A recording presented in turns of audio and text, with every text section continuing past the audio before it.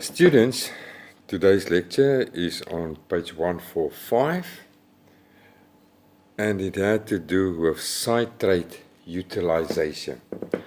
Now, the reason why we're doing this test is we want to see if the bacteria can use citrate as its only source of carbon. So, in this medium is only distilled water and citrate. Okay, we inoculate it with an inoculation loop, all right? We incubate it, and after incubation, we see if this colorless water medium becomes a milky turbid color. If that is the case, then we know this organism can use citrate as its only source of carbon. If not, then it is a citrate negative test. Okay, so it's actually a very simple test. It's just to see if the bacteria can use citrate as its only source of carbon. Yes, they say also maybe you must inoculate it with a straight inoculation loop into this liquid medium. This is very funny. This is actually one of the very few mediums that's a liquid that we actually need to inoculate with a straight needle because we want to transfer as less as possible other carbon sources into the medium. So for that reason, you can use a straight needle. But also now, I'm going to discuss for you the catalase test. And this catalase test, you can go and watch all my exam papers. The catalase test is always there. Now, what is the catalase test? The catalase test is there to determine if bacteria can break down peroxide to water and oxygen. If they can break down peroxide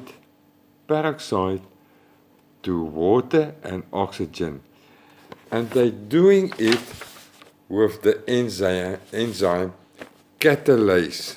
I will spell it here for you. Catalase, that is how they spell it. Okay. Now some bacteria produce this catalase enzyme, and they can break down this peroxide. Normally, we're taking a 40% or a 30% peroxide solution. What are we doing? We're taking a slide and we put a nice drop of this peroxide into this medium, onto this slide. What are we doing after that? We're taking our inoculation loop and we mix the bacteria inside there. If we see gas bubbles coming from the solution, if there's gas bubbles coming from the solution, this organism can break down peroxide to water and oxygen. And the bubbles that you're seeing that's coming from this suspension on the slide is oxygen. It's oxygen. So for that reason, it's a very, very simple test. But in a lot of cases, we need to differentiate, is the organism catalase positive or is the organism catalase negative? Okay. Then I want also just quickly to discuss with you another test. This peroxide test is not, this catalase test is not in your study guide. Another one that I also quickly want to discuss with you is the coagulation test. Now the coagulation test, we're using plasma. Now what is plasma?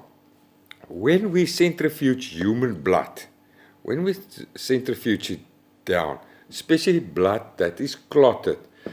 The red part at the bottom is your red blood cells. The yellow part, it separates always. If we centrifuge it at 5,000 times for 5 minutes, it separates into the red blood cells at the bottom, and the yellow part on top is the serum. But we're using plasma. Now, what is plasma?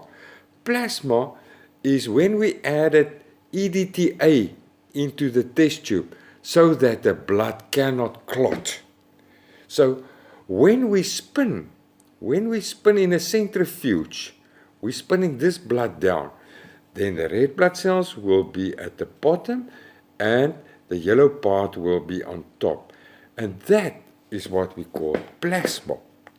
Now we do the same. We take a slide, we add a few drops of this onto the slide, and then we take the bacteria and we mix it inside there. We rotate the slide for about 1 minute, and then you will see inside there is some clots. There's some clots that's been formed inside. And that is what we say is coagulation. So now we can say the organism is coagulation positive or the organism is coagulation negative. We use this technique especially for Staphylococcus aureus. Okay, let me spell it for you guys. Staphylococcus, let me just put my glasses on. Staphylococcus aureus. Staphylococcus aureus. Okay.